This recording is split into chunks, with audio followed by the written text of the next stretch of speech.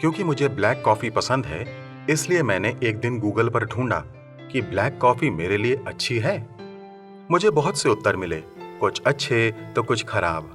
आप किसी भी चीज के लिए ऐसा कर सकते हैं और आपको मिले जुले जवाब मिलेंगे जो आपको दुविधा में डाल सकते हैं।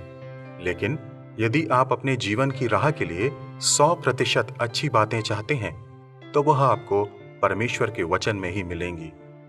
बाइबल में परमेश्वर के वचन के लिए लिखा है, तेरा वचन मेरे पांव के लिए दीपक और मेरे मार्ग के लिए उजियाला है। दोस्तों, जीवन अनिश्चितताओं से भरा हुआ है, लेकिन परमेश्वर का धन्यवाद हो कि उसने अपने वचन को एक मार्गदर्शक के रूप में हमें दिया है।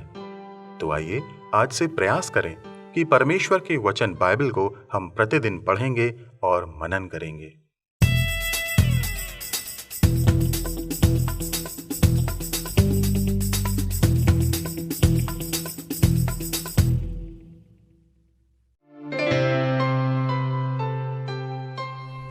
एक दिन एक छोटी लड़की समुद्र तट पर टहल रही थी, जहाँ पर एक भयानक तूफान के बाद हजारों तारा मछली बहकर तट पर आ गई थीं।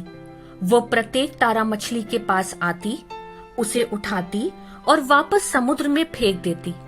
लोग उसे बहुत अचंभे से देख रहे थे। कुछ समय के बाद एक आदमी उसके पास आया और कहा, बेटा, तुम ऐसा क्यों कर रही हो? इस समुद्र तट को देखो।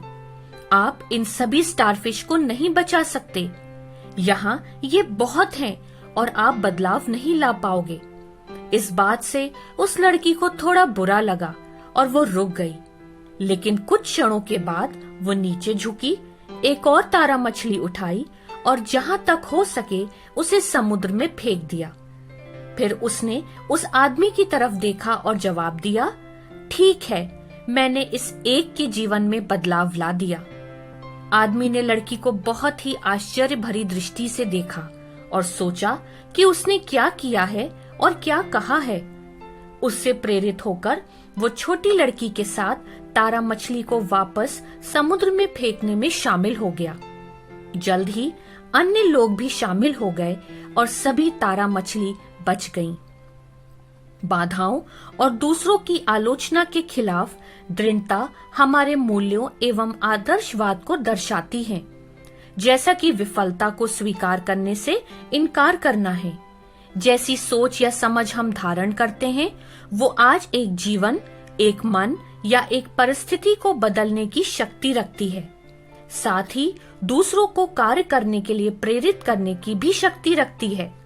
शायद सबसे अधिक प्रेरणा बच्चों और युवाओं की आदर्शवादी शक्ति को कार्य करते हुए देखना है। युवाओं का आदर्शवाद विश्व में परिवर्तन लाने की एक प्रभावशाली शक्ति है। इसलिए दुनिया नेतृत्व करने के लिए युवाओं के आदर्शवाद पर निर्भर करती है।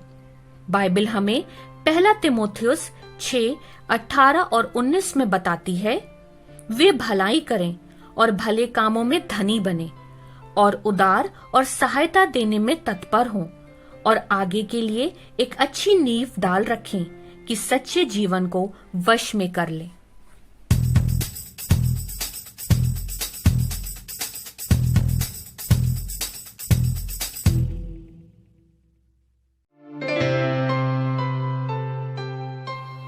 समुद्री जीव वैज्ञानिकों ने एक बार एक रोचक प्रयोग किया।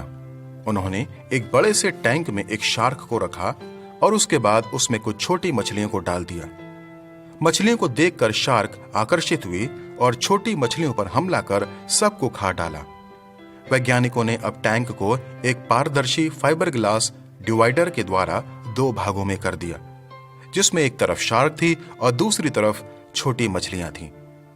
मछलियों को देखते ही शार्क उन पर हमला करने को आगे बढ़ी और फाइबर ग्लास से टकरा गई और यह प्रक्रिया उसने बहुत देर तक दोहराई, लेकिन वह असफल रही। लगभग 1 घंटा लगातार कोशिश करने के बाद शार्क ने हार मान ली। यह प्रयोग अगले कुछ सप्ताहों तक चलता रहा और प्रयोग में देखा गया कि शार्क का आक्रमण कम होता चला गया और वो आक्रमण करते करते इतना थक चुकी थी कि उसने आक्रमण करना ही बंद कर दिया। समुद्री जीव वैज्ञानिकों ने तब फाइबर ग्लास डिवाइडर को हटा दिया, लेकिन शार्क ने हमला नहीं किया। शार्क को यह विश्वास करने के लिए प्रशिक्षित किया गया था कि उसके और मछलियों के बीच एक बाधा मौजूद है, इसलिए अब वह छोटी मछलियां जहां चाहें वहां तैरती, अर्थात वे नुकसान से मुक्त थीं। दोस्तों, असफलता का प्रभाव यह होता है कि असफलताओं की एक श्रृंखला का सामना करने के बाद ज्यादातर लोग हार मान लेते हैं, लेकिन इन असफलताओं को दोबारा कोशिश करने से ना रोकें। प्रत्येक असफलता और रुकावट को सीखने के अवसर के रूप में स्वीकार करें। अपने मन में जो बाधाएं आपने अपने लिए निर्धारित की हैं, उन्हें आप अपने लक्ष्यों को प्राप्त करने से ना रोकें। बाइबल कहती है, प्रयत्न करने में आलसी ना हो।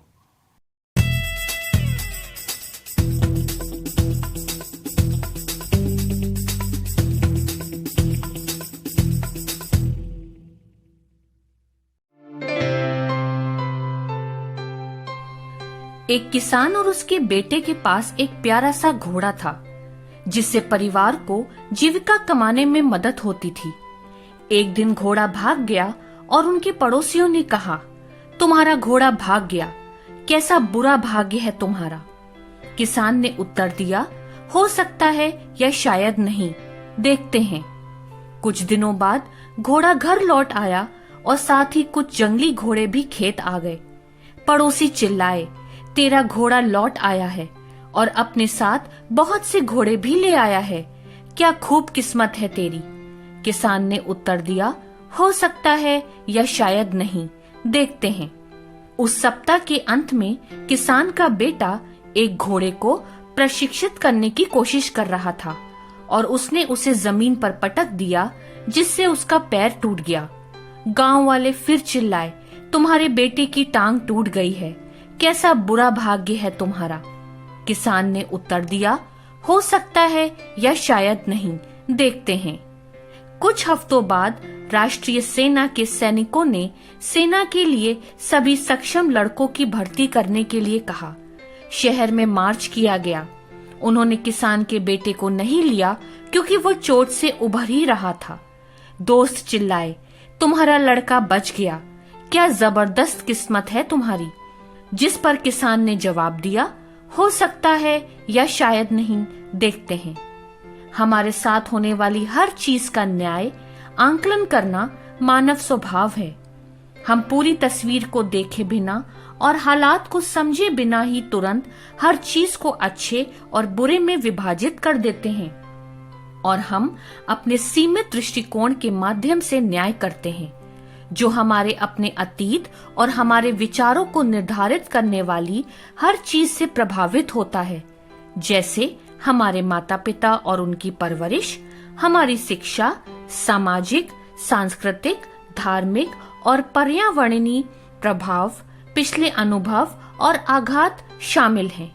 जब आप खुद को दूसरों के बारे में निर्णय लेते हुए देखते हैं, तो इसे आत्मनिरीक्षण के अवसर में बदल दें।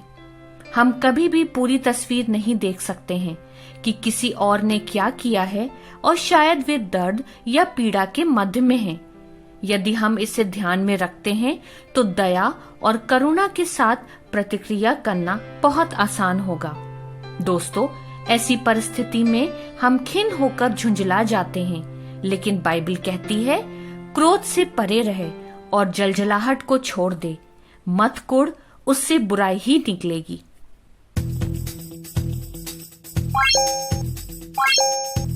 Bye.